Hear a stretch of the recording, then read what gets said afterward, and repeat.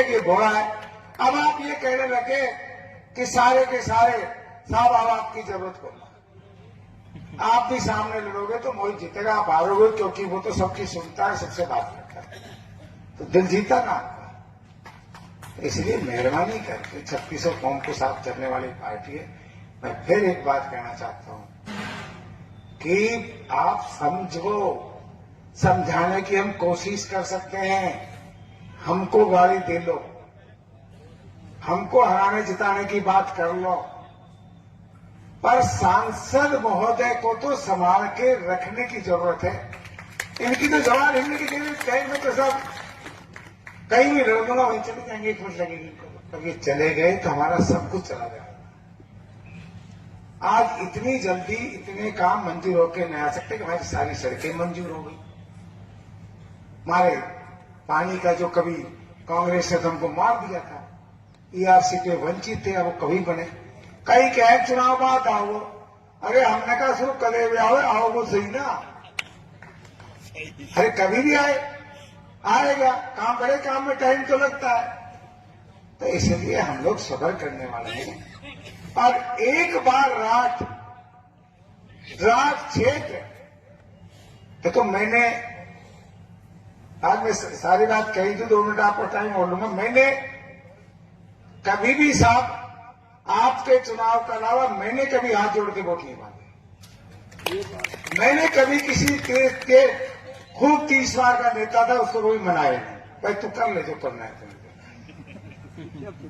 मैंने कभी गनमैन बोली, मैंने काम कराया, काम के दम पे वोट मांगे। तो आपसे भी मैं निवेदन करता हूं कि भूपेंद्र जी के लिए बार बार कह रहे हो, क्यों कह रहे हो? फिर कहोगे नेता है, हम हनुमान जी की जय बोलते, उम्मीद है कि हनुमान जी हमारा भला करेंगे। हम कृष्ण जी की जय बोलते, उम्मीद है कि भगवान हमारा भला करेगा। आज हर व्यक्ति को भूपेंद्र यादव को एमपी नहीं देखना है, ये देखना है कि ये व्यक्ति अगर हमारे बीच में रहा तो हमारे जिले का भी उद्धार है, हमारा भी उद्धार है, पूरे देश में हमारा परचम फहराता है। 18 मुख्यमंत्री, तो एक मुख्यमंत्री से हाथ मिला लेता है ना, तो कई दिन तो हाथ है ना। और इन्होंने 18 मुख्यमंत्री बनाए, क्या ये बहुत बड़ी गौरव की बात नहीं हमारे लिए, सबके लिए? क्या आज ये बंगाल के प्रभारी बने हैं, बंगाल में अलवर का परचम लहरा रहे हैं, तो इससे बड़ी हमारे लिए गौरव की बात क्या हो सकती है?